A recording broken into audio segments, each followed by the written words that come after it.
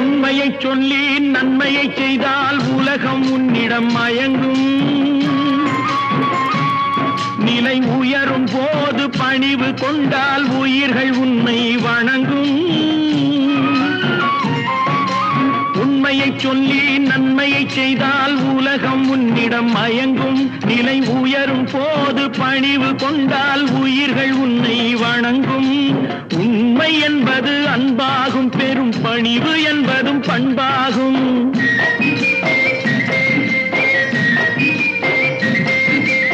உண்மை என்பது அன்பாகும், பெரும் பணிவு என்பது பண்பாகும். இந்த 4 கட்டளை அறிந்த மனதில் எல்லா நன்மையும் உண்டாகும், எல்லா நன்மையும் உண்டாகும்.